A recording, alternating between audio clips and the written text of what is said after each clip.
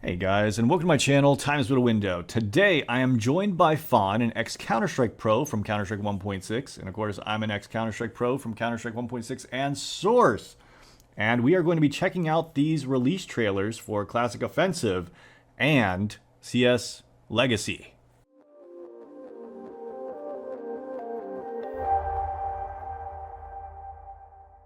Hey guys, today I'm joined by Fawn. We've heard about these two new mods coming out. One's actually a full-on game, and the other one's a mod. The mod is called Classic Offensive, and the full-on game is called CS Legacy. The difference between these is that CS Legacy is supposed to be a full reproduction of 1.6, whereas Classic Offensive is supposed to take the best aspects of all the previous versions of Counter-Strike, whether it's 1.6, Source, CSGO, and stick them all into one game, trying to make the best version of Counter-Strike they possibly can. So first let's look at Classic Offensive, because that's the one that was originally announced first. This is just a mod, and it seems to be being delayed by Valve for some reason. Well, okay, can you see it still?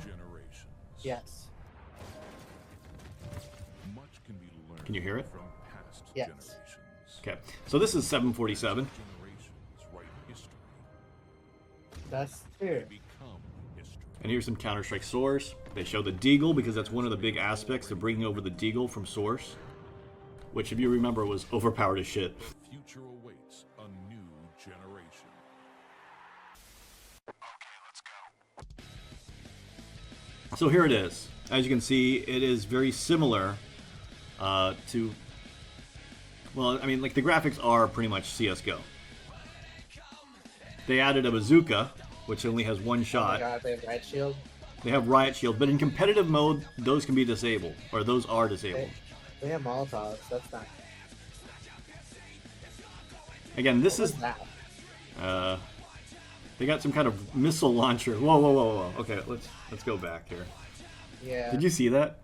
Hold on, Yeah, can I slow saw it? that. And before then, like they showed them shooting it. Look at this. I think. Yeah, wait, look at this. I caught- That's a missile. I saw it. I saw it. Oh, yeah. Okay.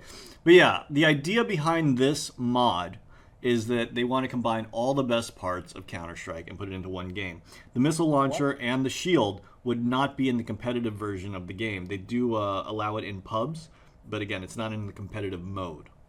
What version had the missile launcher? It was going to be in Condition 0, but I think it was scrapped. This is definitely not a 1.6 replica. The movement, I did talk to Zool about it, is like, it's the same as Global Offensive, but slowed down slightly to match the speeds of 1.6 and Source. So it's an interesting mix, and I'm actually very curious to try it out. That being said, it's definitely not faithful to the originals. Anyways, I know when I brought you in here, I told you that they're going to be remaking 1.6. This is the one that is actually a full remake. It's called Counter-Strike Legacy. And this one is remaking Counter-Strike 1.6 as a completely new game. This way they don't have to worry about it being a mod and Valve approving it. It's completely built from scratch on the Source engine from 2013, which means that you will still have some of the issues from the Source engine. Won't you have cheaters then? I think so. But here, let's check this one out first. I mean, already I think it actually looks better. That nuke? That was Nuke. This is oh. And this is Legacy. Yeah, this is a radio room, remember? No, I remember. Squeaky door. The lower that's bomb creepy. site. That's crap. I like that there's actually a nuke in there. Like, if you look at it... Oh, go back. Oh, there is.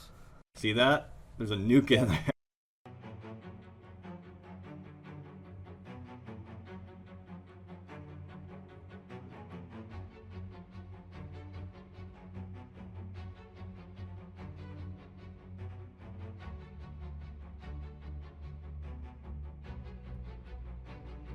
Wow, look at that radar.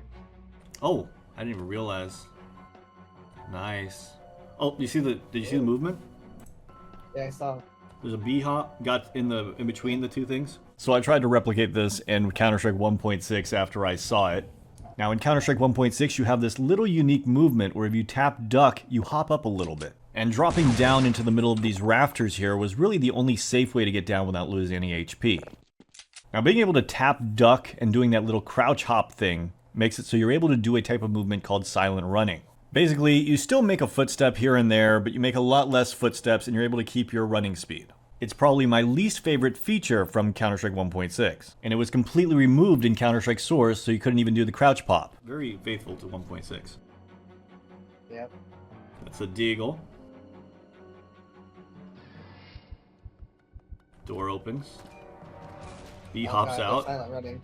The silent running to the B hop, right? Uh-huh.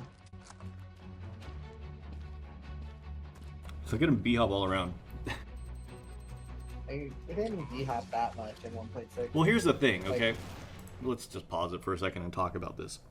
The B hopping in Source specifically was so out of hand they had to create something called Z block so that you couldn't B hop every hop. In 1.6, B hopping every hop, I don't remember it being possible. Was it possible? Now, B hopping is in all versions of Counter-Strike. It's just more powerful in Counter-Strike Source because if you go down a ramp, you actually gain movement speed. It was so powerful in Counter-Strike Source that they actually came out with something called Z-Block. I believe it blocked it in 1.6 as well, so that you couldn't get consistent hops. Everyone loves to bunny hop, but the truth is it makes for a really crappy competitive game to just see people flying around like this. Every hop? I don't know. I remember having runs of it, but I don't remember it being like something you could just constantly do. I remember it being, I guess you could say kind of like CSGO, where you had a limited amount. You could get lucky and get like 7 in a row, but I don't remember anyone just B-hopping all around. But then again, maybe Z-Block had been out for 1.6 by that time or some kind of way that they were blocking it from happening. I don't know. That being said, this is pool day, and again, not a map I really would play. Right. I love that. This is something I don't understand why they never brought back to the AWP. Look at the scope. Little red dot, that's from 1.6. Yeah. Looking at the HUD right now, you can see the bullets. The weapons sound familiar. Mm-hmm. A lot of those sounds are the same. The door opening up sounded the same. Remember when they were in Nuke? I was thinking for a second that just seemed so out of place. The graphics look too good for those kind of sounds. Right.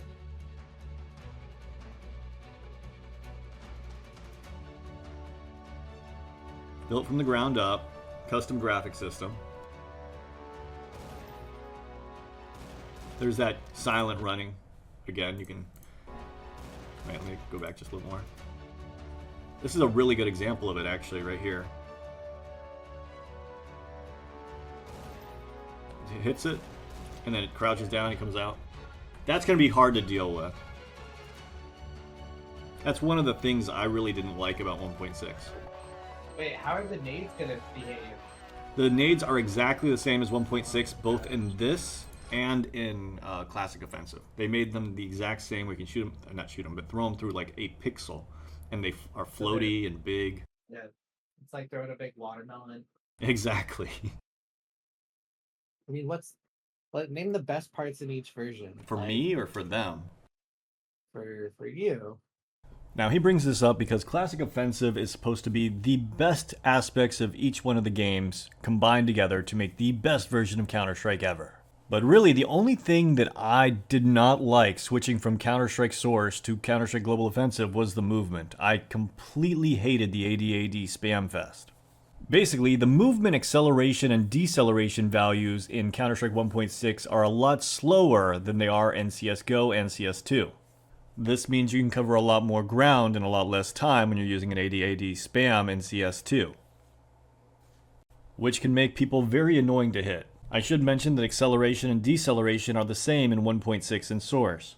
Now, when it comes to Classic Offensive, it is a pretty cool idea to pick the best features from each game. I'm not sure why they weren't able to put the smokes from CS2, as I believe that that's one of the biggest upgrades in a long time. But I can definitely get behind the Source Deagle. The biggest thing for me is being able to play it in a competitive setting. I'm not much for the casual experience, the public server experience. So unless either of these games have some kind of easily accessible competitive experience, whether that's team matches or some kind of premiere mode, regardless of how great the mechanics are, I don't know how long it'll keep my attention. This is the reason I don't still play Counter-Strike Source. Either way, I really do look forward to playing both of these and hope that they actually do come out.